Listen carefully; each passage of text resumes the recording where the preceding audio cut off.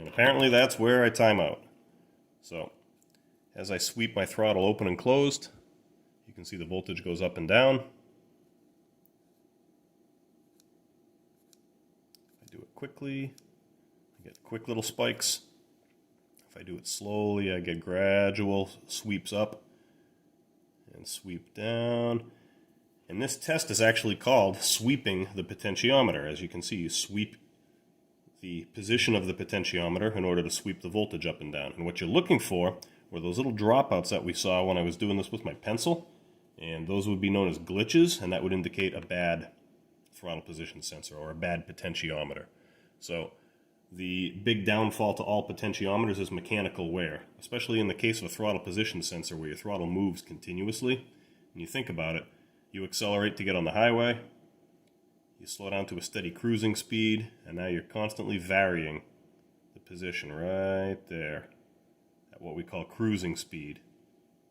So you speed up a little bit, slow down a little bit, speed up a little bit, slow down a little bit. Even if you're maintaining a constant speed, you come to a hill, you need a little more throttle to maintain that speed. You start going down a hill, you need a little less throttle to maintain that speed. If you set the car on cruise control, the same thing is going to happen. The PCM is going to vary the position of the throttle for you. A little bit up, a little bit down, a little bit up, a little bit down. So as you can see, that sort of sweet spot in the range of this throttle position sensor is where the most wear is going to take place, and eventually you're going to develop little glitches or little dropouts. So mechanical wear is kind of the enemy of potentiometers, and the best way to find it is with an oscilloscope, or at bare minimum, this old dinosaur here known as a graphing multimeter. So an oscilloscope is your best test.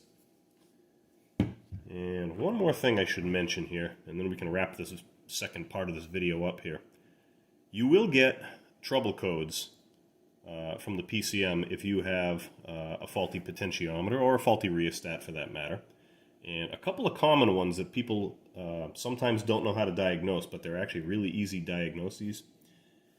Let's just say we lose our power source.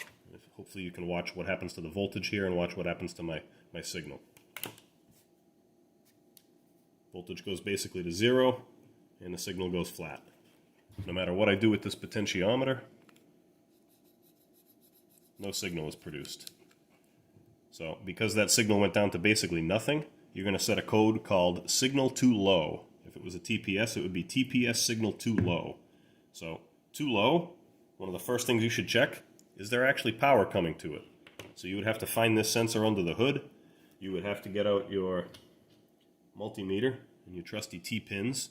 You would have to probe the connections of the sensor with the sensor still plugged into the harness, and you'd have to read the voltage there and see, are you actually getting a 5-volt reference from the computer?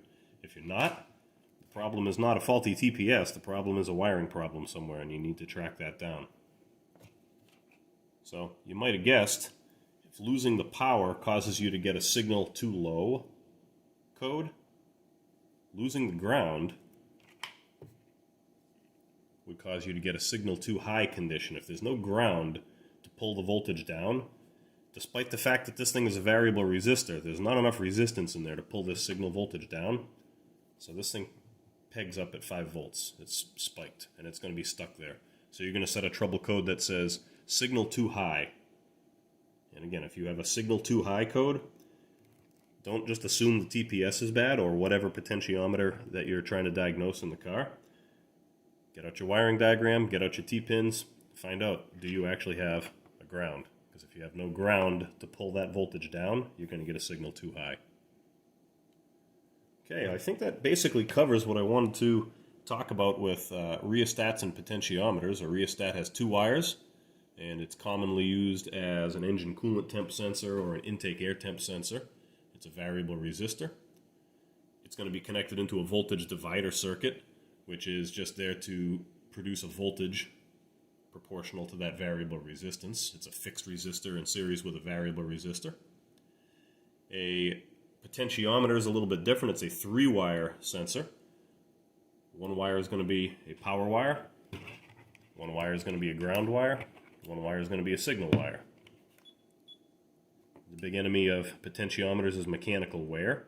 They wear out because they're a moving part inside, and the wear will eventually result in little glitches or dropouts, and the best way to see that is on an oscilloscope. And once again, if you have a signal too low, make sure you're actually getting voltage to this sensor, and if you have a signal too high, make sure you actually have a ground. Alright everyone, hope this was a good lesson, and I'll talk to you soon.